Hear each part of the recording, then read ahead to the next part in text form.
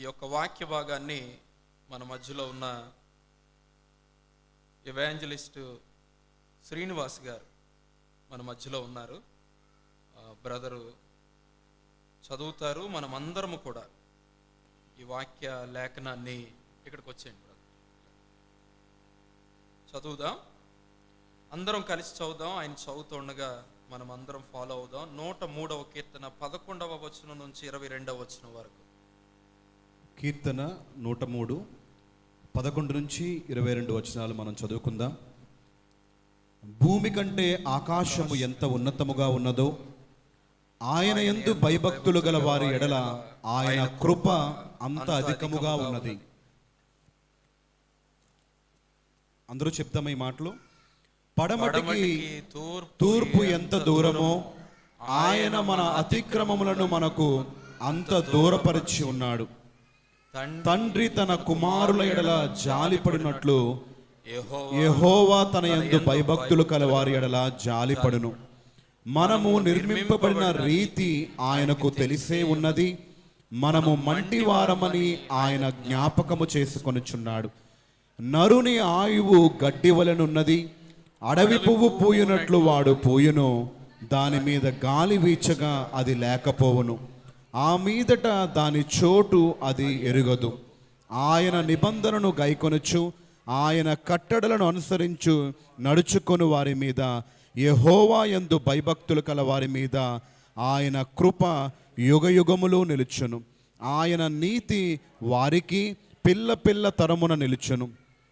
యెహోవా ఆకాశమందు తన సింహాసమును స్థిరపరిచి ఉన్నాడు. ఆయన అన్నిటి మీద రాజ్య పరిపాలన చేయుచున్నాడు. యెహోవా దూతలారా, ఆయన ఆజ్ఞకు లోబడి ఆయన వాక్యము నెరవేర్చు బలశూరులారా, ఆయనను సన్నుతించుడి. యెహోవా సైన్యములారా, ఆయన చిత్తము నెరవేర్చు ఆయన పరిచారకులారా, మీరందరూ ఆయనను సన్నుతించుడి. యెహోవా ఏలుచుండు స్థలములన్నిటిలోనున్న ఆయన సర్వ కార్యములారా, ఆయనను స్తుతించుడి. నా ప్రాణమా యెహోవాను సన్నతించుము.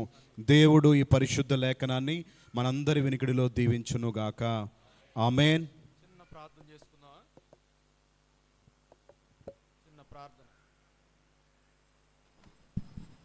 మహాపరిశుద్ధుడు అయిన మా ప్రియ పరలోకపు తండ్రి, మీకు వందనాలు చెల్లిస్తున్నాం ప్రభువా. ఈ యొక్క సమయంలో నీ యొక్క అధికమైన కృపను జ్ఞాపకం చేసుకుని నిన్ను ఆరాధించే ధన్యతను సంఘముగా మీరు మాకు అనుగ్రహించినందుకు నీ నామాన్ని గణపరుస్తున్నాం. ఇప్పటి వరకు పాటల ద్వారా నిన్ను గణపరచడానికి, ఉత్తర ప్రత్యుత్తరాల ద్వారా నీ నామాన్ని గణపరచడానికి, ఆరాధనకు సహాయకరంగా నీ లేఖనాలు ఉన్న సత్యాన్ని మేము ధ్యానిస్తుండగా సత్యాన్ని గ్రహించి నిన్ను ఆరాధించడానికి కృప చూపించమని ఈ యొక్క సమయంలో ప్రభువా నీ వాక్యము ద్వారా మాతో మాట్లాడమని, నిన్ను ఆరాధించడానికి నీ వాక్య సహాయాన్ని మాకు అందరికీ అందించమని యేసు పరిశుద్ధ నామములో అడిగి వేడుకొనుచున్నాము తండ్రి. ఆమేన్. అందరం కూర్చుందాం.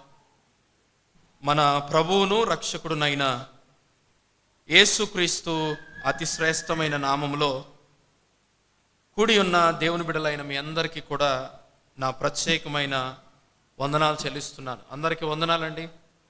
అందరికీ వందనాలు. మీ పక్క వారికి కూడా వందనాలు చెప్పారా? చెప్పండి. మీ పక్క వాళ్ళకి కూడా వందనాలు చెప్పండి. చాలా కోపంగా ఉన్నారు, నవ్వుతూ లేరు చాలామంది. హల్లెలూయా చెప్దామా? దేవునికి స్తోత్రం. ప్రియులరా, దేవుడు మనకు అనుగ్రహించిన ఈ శ్రేష్టమైన ఆరాధన దినాన్ని బట్టి ఆయన నామాన్ని గణపరుస్తూ, కిందటి వారం 103వ కీర్తన మనము ధ్యానించాం. ఈ వారం కూడా ఆ కీర్తనలో ఉన్న సత్యాన్ని నేను మీతో పంచుకోవాలని ఆశపడుతున్నాను. యథార్థముగా నీవు దేవుణ్ణి ఆరాధించాలంటే ఆ ఆరాధనకు సహాయకరమైన లేదా ఆధారమైన ఒక విషయాన్ని నేను ఈ 103వ కీర్తనలోంచి పంచుకోవాలని ఆశపడుతున్నాను. యథార్థమైన ఆరాధనకు ఆధారం ఏంటో తెలుసా? కలువరి శిలువ. యథార్థముగా నువ్వు ఆయన ఆరాధించడానికి ఆధారమైంది ఏంటి అని అంటే సిలువ. ఆ దినాల్లో సిలువ శాపగ్రస్తమైన దానికి సూచన. మ్రాను మీద వ్రేలాడిన వాడు శాపగ్రస్తుడు అని రాయబడి ఉంది లేఖనంలో. కానీ మ్రాను మీద యేసయ్య వ్రేలాడబడ్డాడు, శాపమంతా తొలగించబడిందే తప్ప మనల్ని శాపగ్రస్తులుగానే ఉంచలేదు. హల్లెలూయా. ఎందుకంటే మ్రాను మీద వ్రేలాడిన యేసయ్య శాపగ్రస్తుడు కాదు, శాపాన్ని భరించి మనకి రక్షణ అనే ఆశీర్వాదాన్ని ఇచ్చిన మహాగణుడు మన యేసయ్య. హల్లెలూయా. ఈ యొక్క సమయంలో నేను మీతో పంచుకునే అంశం ఏంటి అని అంటే, యథార్థమైన ఆరాధనకు ఆధారం సిలువ, లేదా యథార్థమైన ఆరాధనకు సిలువే ఆధారము. మీకు స్క్రీన్ మీద కూడా వేస్తారు చూడండి. అయితే 103వ కీర్తన 11వ వచనం నుంచి 12వ వచనం వరకున్న లేఖన భాగాన్ని నేను మరొకసారి మీకు తెలియచేయాలని ఆశపడుతున్నాను. కీర్తనాకారుడు తన ప్రాణముతో, నా ప్రాణమా యెహోవాను సన్నుతించుము, నా అంతరంగమునున్న సమస్తమా ఆయన పరిశుద్ధ నామమును సన్నుతించుము, నా ప్రాణమా యెహోవాను సన్నుతించుము, ఆయన చేసిన ఉపకారములలో దేనిని మరువకము. ఆయన ఉపకారము చేశాడు. దేవుడు అందరికీ ఉపకారి, అపకారి కాదు. అపకారాన్నేమో మర్చిపోవాలి, ఉపకారాన్నేమో చచ్చినా మర్చిపోకూడదు, గుర్తుంచుకోవాలి. కీర్తనాకారుడు తన ప్రాణంతో చెప్పుకున్నాడు, నా ప్రాణమా యెహోవాను నువ్వు ప్రేజ్ చేయాలి, సన్నుతించాలి, ఆయన్నే ఘనపరచాలి. ఎందుకంటే ఆయన నీ జీవితంలో ఉపకారాలు చేశాడు. ఈ ఉపకారాలన్నిటిని బట్టి నువ్వు ఆయనకే స్తుతి చెల్లించాలి, ఆరాధన చెయ్యాలి అని చెబుతున్నాడు. మన అందరికీ తెలుసు, దేవుణ్ణి మనం ఎలా ప్రేమించమని వాక్యం చెబుతుందంటే, నీ పూర్ణ హృదయముతోనూ, నీ పూర్ణ ఆత్మతోనూ, నీ పూర్ణ మనస్సుతోనూ, నీ పూర్ణ బలముతోనూ నీ దేవుడైన యెహోవాను ప్రేమించాలి. మరి దేవుణ్ణి ప్రేమించడం అంటే లేఖనం చెబుతుంది ఆయన ఆజ్ఞలను గైకొనుటయే దేవుణ్ణి ప్రేమించుట అని తెలియజేస్తుంది. 1 యోహాను పత్రిక 5వ అధ్యాయము 4వ వచనంలో, నీవు ఆయన్ని పూర్ణ హృదయముతోనూ, పూర్ణ ఆత్మతోనూ, పూర్ణ బలముతోనూ, పూర్ణ శక్తితోనూ, పూర్ణ మనస్సుతోనూ ఆయన ఆరాధించడం అంటే అర్థం ఏంటంటే, నీవు ఆయన ఆజ్ఞలను గైకొంటున్నావు అని అర్థం. ఇప్పుడు మరి ఆయన ఆజ్ఞలు గైకొనడం అంటే ఏంటో అర్థం చెప్పనా? ఆయన ఆజ్ఞలు గైకొనడమే నిజమైన ఆరాధన. ఆయన చెప్పిన మాట ప్రకారం నువ్వు జీవించడమే ఆరాధన. ఇప్పుడు మనకు అర్థం అవ్వాలి, నువ్వు దేవుణ్ణి ప్రేమిస్తున్నావా? ప్రేమిస్తే ఖచ్చితంగా ఆయన ఆజ్ఞలు గైకొంటావు. ఆయన ఆజ్ఞలు గైకొంటున్నావా? నీ ద్వారా ఆయన నామానికి ఆరాధన, మహిమ కలుగుతుంది. హల్లెలూయా. అయితే మీరు ఆలోచించండి, ఇక్కడ ఏమంటున్నాడో తెలుసా కీర్తనకారుడు? ఆయన చేసిన ఉపకారములన్నిటిలో దేన్ని మర్చిపోవద్దు. ఎవరితో చెప్తున్నాడు తెలుసా? నా అంతరంగమందున్న సమస్తమా అన్నాడు.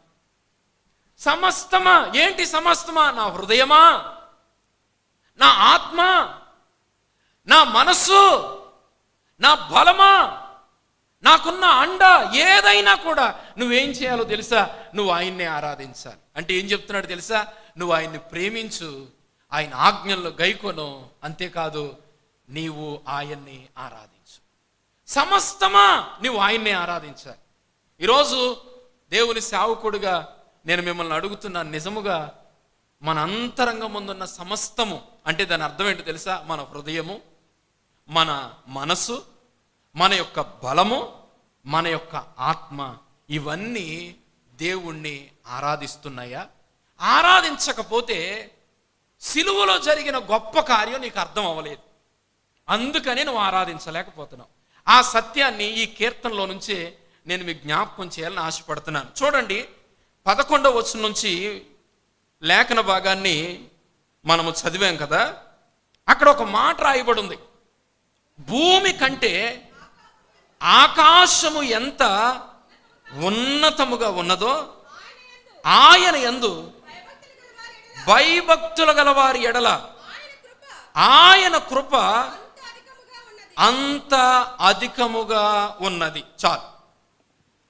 ఇక్కడ మనము లేఖన భాగాన్ని చాలా పరిశీలనగా చూస్తే భూమి కంటే ఆకాశము ఎంత ఉన్నతంగా ఉన్నదో ఒకసారి ఆలోచించండి.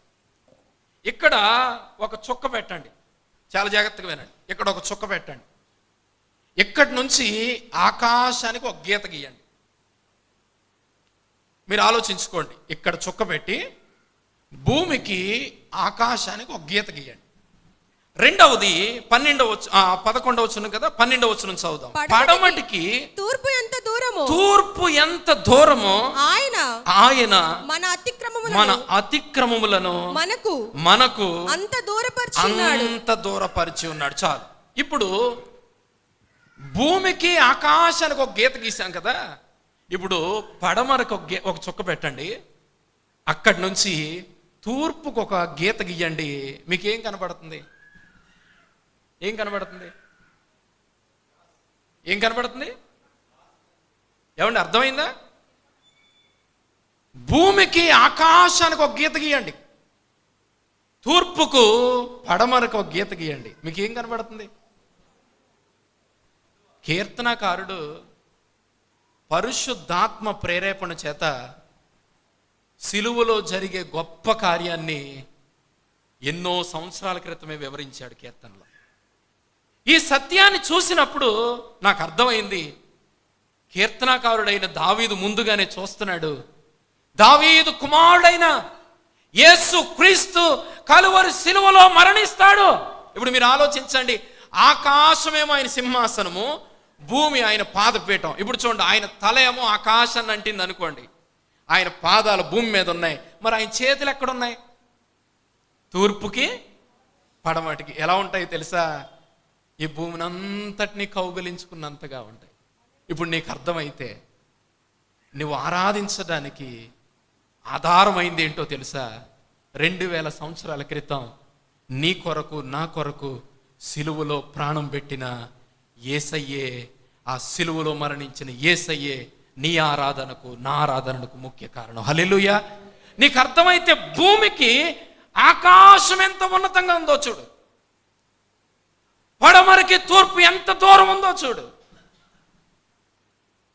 నీకు నిజంగా అక్కడ ఏం కనబడుతుందో తెలుసా? సిలువు కనబడుతుంది. సిలువులో అంట ఏం జరిగిందో తెలుసా? అక్కడే చూద్దాం. చూడండి, ఆయన అంట 13వ వచనంలో తండ్రి జాలి చూపించాడంట. సిలువలో ఆయన ఏం చూపించాడు తెలుసా? జాలి చూపించాడు. 11వ వచనంలో ఒక మాట ఉంది, ఆయన కృప అంత అధికముగా ఉంది. అంటే ఏం చూపించాడు తెలుసా? అధికమైన కృపను మనమే చూపించాడు ఆయన. ఇప్పుడు మీరు సిలువను జ్ఞాపకం చేసుకోండి. సిలువ లేకపోతే మన జీవితాలకు విలువ లేదు. విలువనిచ్చింది ఎవరో తెలుసా?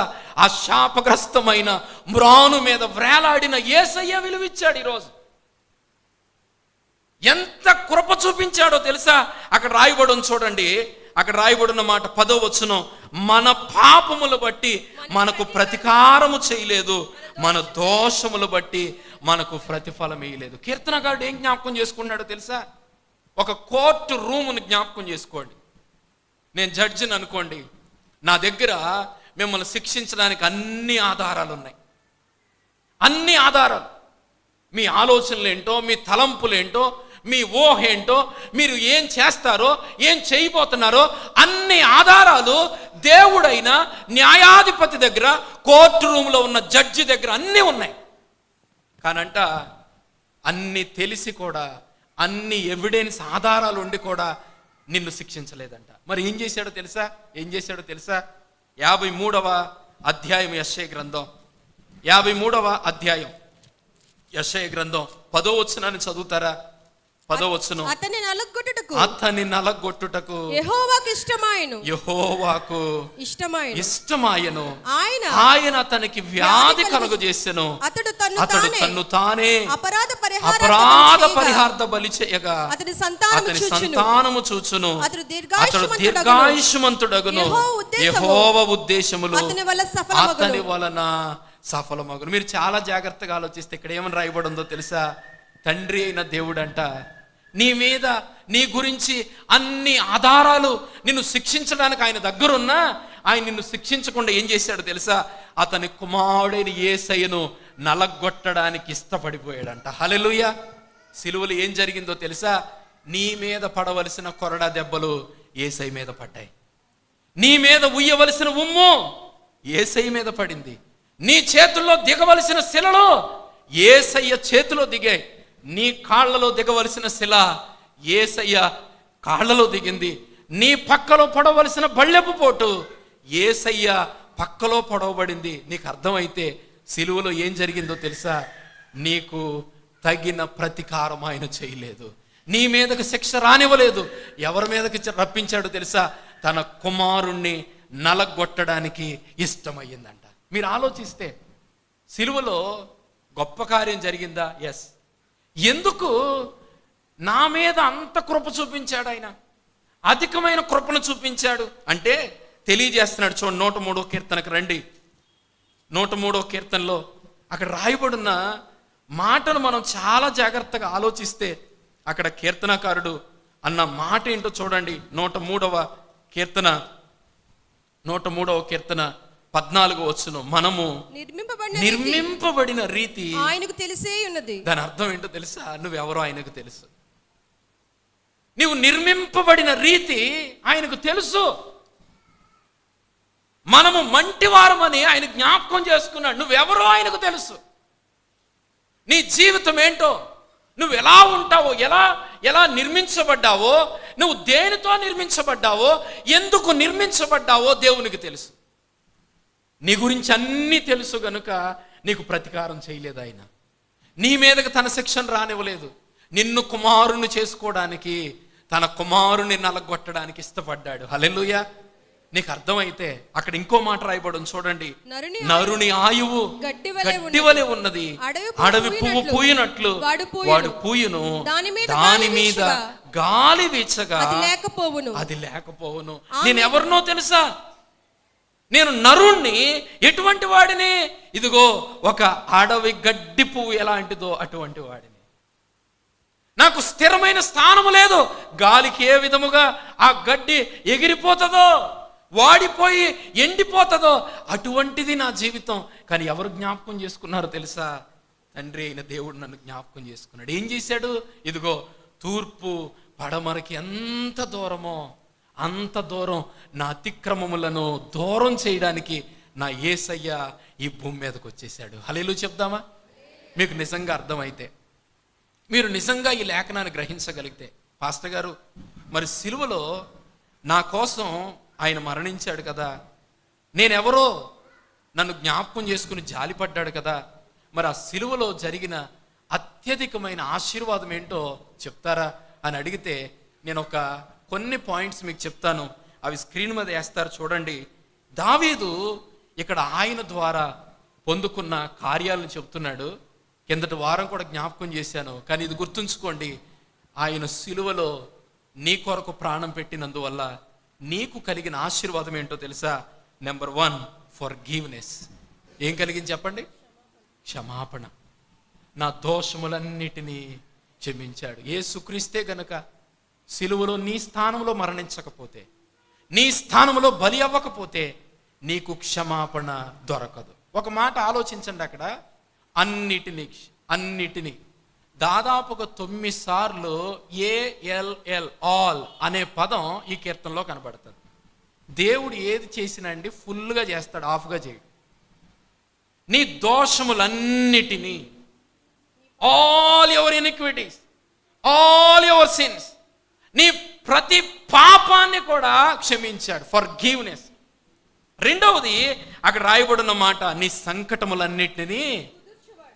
సిలువలో ఏం జరిగిందో తెలుసా? క్షమాపణ ఒక్కటే కాదు, చూడండి, క్షమాపణ అనే పదానికి మనం చిన్న లేఖనాన్ని చూద్దాం. ఎఫెసీయులకు రాసిన పత్రిక 1వ అధ్యాయము 7వ వచనాన్ని చదవండి. 1వ అధ్యాయము. దేవుని కృపా మహదైశ్వర్యమును బట్టి ఆ ప్రియుని యందు ఆయన రక్తము వలన మనకు విమోచనము అనగా మన అపరాధములకు క్షమాపణ మనకు కలిగి ఉన్నది. మన అపరాధములకు సిలువలో క్షమాపణ కలిగింది. మీ అందరికి చెప్పాను, క్షమాపణ ఫర్గివ్నెస్ అంటే అర్థం ఏంటో తెలుసా? ఫర్గెట్టింగ్. దేవుడు ఇంకా ఎన్నటికీ నీ పాపములను జ్ఞాపకము చేసుకోడు. నీ పాపములను జ్ఞాపకం చేసుకోడు. సిలువలో అంత గొప్ప కార్యం జరిగింది. నేను గ్రీకు పదాన్ని చూశానండి. మర్చిపోవడమేనా క్షమించడం అంటే ఇంకో పదం రాయబడి ఉంది, వేరొక దాని మీద మోపడము. అంటే ఇది తీసుకువెళ్ళి ఇక్కడ పెట్టడం. క్షమించడం, దేవుడు ఎలా క్షమించాడో తెలుసా? నీ దోషాన్ని తీసుకెళ్ళి యేసై మీద మోపేశాడంట. నీ పాపాన్ని తీసుకెళ్ళి యేసై మీద మోపేశాడంట. ఇప్పుడు యేసయ్య శిక్ష పొందడానికి కారణం, ఆయన ఏ పాపము చేయలేదు. మరి శిక్ష పొందడానికి కారణం ఎవరో తెలుసా? నేనే. అందుకని నువ్వు ఆరాధించడానికి కారణం ఏంటో తెలుసా? ఆ సిలువే కారణం. నువ్వు ఆయన ఆరాధించాలంటే ఎందుకో తెలుసా? నీ దోషములన్నిటినీ క్షమించాడు. సిలువలో నాకు దొరికిన ఆశీర్వాదం ఏంటో తెలుసా? ఫర్గివ్నెస్. మరి ఆయన్ని హృదయం అంతటితో నేను ఆయన ఆరాధించకుండా ఎలా ఉండగలను? రెండవది, నాకు స్వస్థత కలిగింది. 53వ అధ్యాయము యెషయా గ్రంథంలో రాయబడి ఉంటుంది కదా, ఆయన పొందిన గాయముల చేత నాకేం కలిగింది? స్వస్థత కలిగింది. యేసయ్యా నిన్ను ఆరాధించకుండా ఎలాగ ఉండగలను? కీర్తనాకారుడు అన్నాడు, ఆయన ఉపకారములన్నిటినీ నేను జ్ఞాపకం చేసుకుంటాను, మర్చిపోను. ఏం చేస్తావు దావీదు అని అంటే, నేను ఆయన్ని సన్నుతిస్తాను, నా ఆత్మతో సన్నుతిస్తాను, నా యొక్క మనసుతో సన్నుతిస్తాను, నా యొక్క బలముతో సన్నుతిస్తాను, నా మనసంతటితో నా దేవుణ్ణి సన్నుతిస్తాను. ఎందుకు దావీదు అంటే ఏమంటాడు తెలుసా? 51వ కీర్తన 5వ వచనంలో రాయబడి ఉంటుంది, నా తల్లి పాపములోనే గర్భము ధరించింది, పాపములోనే కన్నది, కానీ ఈరోజు నా దేవుడు నా దోషములన్నిటినీ క్షమించాడు. నేను పాపినే. రెండవది, నన్ను స్వస్థపరిచాడు. నా యొక్క పాపమనే రోగము నుండి, సంకటములన్నిటి నుండి కుదిర్చాడు. Forgiveness and healing. మూడోది ఏంటో తెలుసా? అక్కడ రాయబడి సమాధిలో నుండి నా ప్రాణమును విమోచించున్నాడు. రిడెంప్షన్, విడుదల. ఇశ్రాయేలు ప్రజల్ని జ్ఞాపకం చేసుకోండి. ఐగుప్తులో ఉండగా దేవుడు వారిని అత్యధిక రీతిగా ఏ విధంగా విడిపించాడో నిజంగా మీరు ఆలోచించండి. దేవుడికి తెలియదా వాళ్ళు ఎంత సనుక్కుంటారో? దేవుడు ఎవరో తెలుసా? భూతకాలం, వర్తమాన కాలం, భవిష్యత్ కాలం ఎరిగిన వాడు. వాళ్ళ ఎవరో కూడా తెలుసు ఆయనకి. ఏ విధంగా ఆయన మీద వ్యతిరేకంగా తిరుగుతారో తెలుసు ఆయనకి. ఎంత దేవునికి పట్ల అవిశ్వాసాన్ని చూపిస్తారో. పిలిస్తేనంట దేవుడు వీపు చూపించారంట కానీ ముఖం చూపించలేదంట. ఆయనకు తెలుసు వాళ్ళు ఎవరో. అయినా కూడా ఏం చేశాడో తెలుసా? వాళ్ళ దోషాలను బట్టి వాళ్ళకి పరిహారం చేయలేదు. ఏం చేశాడు? మోషేను పంపించి ఇజ్రాయేలు బానిసత్వంలో దాదాపు 400 సంవత్సరాల నుంచి మగ్గుతున్న వారిని ఏం చేశాడో తెలుసా? దేవుడు తన కృప చేత విడిపించాడు. మరి నిన్ను విడిపించలేదా? పాపం అనే బానిసత్వంలో నుండి. అక్కడ రాయబడి ఉంది, సమాధిలో నుండి నీ ప్రాణమును విమోచించును. సమాధిలో ఉన్నాడు అనుకోండి, ఎవడైనా తన్ను తాను రక్షించుకుంటాడా? వాడు తన్ను తాను బయటకు వస్తాడా? సమాధిలో ఉన్నవాడు అంటే వాడిలో ఏ ప్రాణం లేదు. ఒకవేళ బయటికి తీయాలంటే ఏం చేయాలి తెలుసా? నువ్వు తవ్వాలి, నువ్వు పట్టుకోవాలి, నువ్వు లేపాలి. నీకు అర్థమైతే మన స్థితి అలాంటిది. ఎఫెసీయులు రాసిన పత్రిక 2వ అధ్యాయం 1వ వచనంలో రాయబడి ఉంటుంది, మన అపరాధముల చేతను పాపముల చేతను చచ్చిన వారమై ఉండగా. మనం చచ్చిన వారమై ఉన్నాం. ఈరోజు నువ్వు ఆయన్ని ఎందుకు ఆరాధించలేకపోతున్నావో తెలుసా? ఇదిగో నీకు అర్థం అవ్వలేదు. సిలువలో నీ కొరకు ఆయన ఏ ఆశీర్వాదాన్ని దాచి ఉంచాడో, నీకు కలిగిన ఆశీర్వాదం ఏంటో సిలువలో నీకు అర్థం కాలేదు. ఇదిగో ఆయన నీ సంకటములన్నిటినీ కుదిర్చాడు, నిన్ను హీల్ చేశాడు, స్వస్థపరిచాడు. మన మనసు మంచిది కాదు, స్వస్థపరిచాడు. మన ఆలోచనలు మంచివి కాదు, స్వస్థపరిచాడు. నా చూపు మంచిది కాదు, స్వస్థపరిచాడు. నా జీవితమే మంచిది కాదు, నన్ను ఎలా చేశాడు తెలుసా? ఇప్పుడు క్రీస్తు యేసునందున్నవారు నూతన సృష్టి, నన్ను మార్చేశాడు నా యేసయ్య. ఇదంతా ఎక్కడ జరిగిందో తెలుసా? ఆ కలువరి సిలువలోనే జరిగింది. నీకు అర్థమైతే ఆరాధించకుండా ఎలా ఉండగలవు? ఆయన స్తుతించకుండా ఎలా ఉండగలం? ఇంకో మాట చూడండి, అక్కడ రాయబడిన మాట, నన్ను విమోచించాడు, సమాధిలో నుండి నా ప్రాణాన్ని ఆయన విడిపించాడు. అంతేకాదు అక్కడ రాయబడి కరుణా కటాక్షాలు ఏం చేశాడంట? కిరీటంగా ఉంచాడంట. దాని అర్థం ఏంటో తెలుసా? కిరీటము దేన్ని సూచిస్తుందో తెలుసా? సింహాసనం మీద ఉండే యువరాజును సూచిస్తుంది. నన్ను ఏం చేశాడు తెలుసా? అక్కడ పిట్లో ఉండవలసిన నన్ను, ఆ ఊబిలో ఉండవలసిన నన్ను ఏం చేశాడు తెలుసా? సింహాసనం మీద కూర్చోబెట్టేశాడు, యువరాజును చేశాడు నన్ను. ఇది ఎక్కడ జరిగిందో తెలుసా? దీనుడై దరిద్రుడై తన్ను తాను తగ్గించుకుని సిలువలో మరణించిన యేసయ్య సిలువలో చేసిన కార్యం వల్లే నా జీవితం హెచ్చించబడింది. హల్లెలూయా. నేను దరిద్రుడనే, నేను పాపినే, కానీ నా దేవుడు నన్ను ఏం చేశాడు? కరుణా కటాక్షంలో కిరీటంగా ఉంచేశాడు. ఈరోజు నేను ఒకవేళ దేవుణ్ణి, ప్రభువా నీవు చేసిన మేలు నేను మర్చిపోతే దాని అర్థం ఏంటో తెలుసా? నా స్థితి ఏంటో నేను మర్చిపోయినట్టే. ఏ స్థితిలో ఉండగా దేవుడు నన్ను హెచ్చించాడు. ఇంకా అక్కడ రాయబడిన మాట ఏంటో తెలుసా? ఆయనంట నన్ను మేలుతో తృప్తిపరుస్తున్నాడు. సాటిస్ఫాక్షన్. నాకు తృప్తి ఎక్కడ కలిగిందో తెలుసా? ఆ సిలువలోనే కలిగింది. ఈ లోకంలో ఎంత వెతికినా తృప్తి దొరకలేదు, కానీ జీవ జలపు ఓటైన ఆ యేసయ్య సిలువలో మరణించుట ద్వారా నాకేం కలిగిందో తెలుసా? ఎన్నటికీ దప్పిక గొనని తృప్తి నా దేవుడు నాకు ఇచ్చేశాడు. అది ఎక్కడ జరిగిందో తెలుసా? సిలువలోనే జరిగింది. నన్ను జ్ఞాపకం చేసుకున్నాడు ఆయన. నేను మంటివాడనని, నేను గడ్డి పువ్వునని ఆయన నన్ను జ్ఞాపకం చేసుకున్నాడు. ఇంకో మాట ఉంది అక్కడ, పక్షిరాజు యవనము క్రొత్త దగుచున్నట్లు నా యవనాన్ని ఏం చేస్తున్నాడంట? రెన్యూవల్ చేస్తున్నాడంట, పునరుద్ధరణ చేస్తున్నాడంట. దినదినము ఏం చేస్తున్నాడు తెలుసా? నన్ను ఇదిగో ఆయన నూతన బలముతో నింపుతున్నాడు. ఇదంతా ఎక్కడ జరిగిందో తెలుసా? కలువరి సిలువలోనే. మీరు ఆలోచించండి, ఇదిగో తూర్పు పడమటికి ఎంత దూరమో, ఆకాశము భూమికి ఎంత ఉన్నతమో అంత కృపను నీ మీద చూపించాడు. మరి ఆరాధించకుండా ఎలా ఉండగలవు? అందరూ లేచి నిలబడండి, అందరూ లేచి నిలబడండి. సిలువలో జరిగిన గొప్ప కార్యాన్ని మనమందరము జ్ఞాపకం చేసుకుందాం. మరి ఆయన ఇంత నీ పట్ల కృప చూపించాడు కదా. ఇదిగో ఆయనకి నీ దగ్గర ఇవ్వడానికి ఏమైనా ఉన్నదా? ఒక భక్తుడు అంటాడు, డబ్బును ఆయనకి ఇద్దామంటే బంగారు నక్షత్ర మండలాల్ని ఆయన సృష్టించగలడు కదా, నేను ఆయనకి ఏమి ఇవ్వగలను అంటాడు. అంతేకాదు ఆయనకి సేవ చేద్దాం, సర్వీస్ చేద్దాం అంటే కెరూబులు సెరాపులు ఆయన్ని సేవిస్తున్నారే, మరి నేను ఎలా సేవించగలను ఆయన్ని? ఏమి ఇవ్వగలను ఆయనకి? ఇదిగో వేలాది పొట్టేళ్ళంతా, ఇదిగో విస్తారమైన మందను ఆయనకి ఇస్తే ఆయన రుణం తీరుతుందా? నా జ్యేష్ఠ కుమారుని ఇస్తే ఆయన రుణం తీరుతుందా? ఇదిగో ఎవరికి వాళ్ళే. ఆ సిలువలో జరిగిన కార్యాన్ని ఒకసారి జ్ఞాపకం చేసుకుందాం. సిలువలో నీకు క్షమాపణ దొరికింది. సిలువలో పాపం అనే రోగముతో ఉన్న నీకు స్వస్థత దొరికింది. ఆ సిలువలో నీకు విమోచన దొరికింది. ఆ సిలువలో నీకు సంతృప్తి దొరికింది. సిలువలో కరుణా కటాక్షము దొరికింది. సిలువలో నీకు నూతనమైన జీవితం దొరికింది. ఒక్కసారి జ్ఞాపకం చేసుకో. స్తుతులు చెల్లిద్దామా? ఎవ్వరూ మౌనంగా ఉండొద్దు. ఆ సిలువ వైపు చూస్తావా? ఇదిగో ఆకాశమునకు భూమికి మధ్యన వేలాడుతున్న ఆ యేసయ్యను ఒక్కసారి జ్ఞాపకం చేసుకుంటావా? భూమిని సృజించిన వాడు, ఆకాశమును సృజించిన వాడు ఒక రక్తపు ముద్ద వలె ఆ యొక్క మ్రాను మీద వేలాడుతూ, ఇదిగో ఒక రక్తపు ముద్ద వలె, ఎవడు చూడనొల్లని వాడి వలె, అసహ్యమైన వాడి వలె ఆయన సిలువలో కనబడడానికి గల కారణం ఏంటో తెలుసా? నీ దోషము నా దోషమే. ఆరాధించకుండా ఎలా ఉండగలవు? స్తుతించకుండా ఎలా ఉండగలవు? ఆయన నామాన్ని గణపరచకుండా ఎలా ఉండగలవు? ఒక్కసారి ఒక్క నిమిషం ఎవరికి వాళ్ళే సిలువలో నీకు జరిగిన ఆ గొప్ప కార్యాన్ని బట్టి ఆయన ఆరాధన చేద్దామా?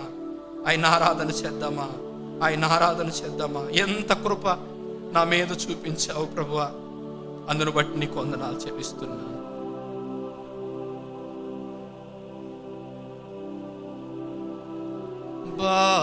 బాసిల్లెను సిలువలో పాపక్షమా,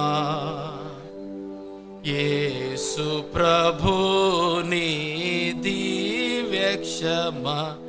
బాసిల్లెను సిలువలో పాపక్షమా, దోషము చేసినది నేనే కదా, మోసముతో బ్రతికిన నేనే కదా, దోషము చేసినది నేనే కదా, మోసముతో బ్రతికిన నేనే కదా, మోసితివానా శాపభరం, మోసితివానా శాపభరం, బాసిల్లెను సిలువలో పాపక్షమా, యేసు ప్రభుని దివ్యక్షమా, బాసిల్లెను సిలువలో పాపక్షమా. ఎందులకో నాపై ప్రేమ అందదయా స్వామి నామదికి, ఎందులకో నాపై ప్రేమ అందదయా స్వామి నామదికి, అందులకే భయముంది తిని, అందులకే భయముంది తిని, బాసిల్లెను. అందరం చెప్దామా? పాపక్షమా, యేసు ప్రభుని దివ్యక్షమా, బాసిల్లెను సిలువలో పాపక్షమా. మహాపరిశుద్ధుడా, ఆశ్చర్యకరుడా, మీకు వందనాలు చెల్లిస్తున్నా. మంటి వారమని మమ్మల్ని జ్ఞాపకం చేసుకున్నావు. నిన్ను స్తుతించకుండా ఎలా ఉండగలనయ్యా? నా ఆత్మతోనూ, నా బలమంతటితోనూ, నా మనస్సుతోనూ, నా శక్తితోనూ, నా హృదయమంతటితోనూ నిన్నే ఆరాధిస్తున్నాను ప్రభువా. నీవు మాత్రమే ఆరాధనకరుడు ప్రభువా. నేను ఆరాధించడానికి ఆ సిలువే కారణమయ్యా. ఆ సిలువలో నువ్వు చేసిన త్యాగానికై వందనాలు చెల్లిస్తున్నా. ఆ సిలువలో నువ్వు నలగొట్టబడుట ద్వారా, ఆ సిలువలో ప్రాణ త్యాగము చేయటం ద్వారా, ఆ సిలువలో నువ్వు వేలాడుట ద్వారా నాకు క్షమాపణ దొరికిందయ్యా, నాకు స్వస్థత దొరికిందయ్యా, నాకు సంతృప్తి దొరికిందయ్యా, నాకు విమోచన దొరికిందయ్యా, నాకు ప్రభువా మేలు దొరికిందయ్యా, తృప్తి దొరికిందయ్యా. అందుకు వందనాలు చెల్లిస్తున్నా. ఈ స్తుతి ఆరాధన మీకే సమర్పిస్తూ యేసు నామములో మిమ్మల్ని హెచ్చిస్తూ ఈ మనవులన్నీ నీ పేరట ఆరాధనకు అర్హుడైన యేసయ్య పేరట సమర్పిస్తున్నాము తండ్రి.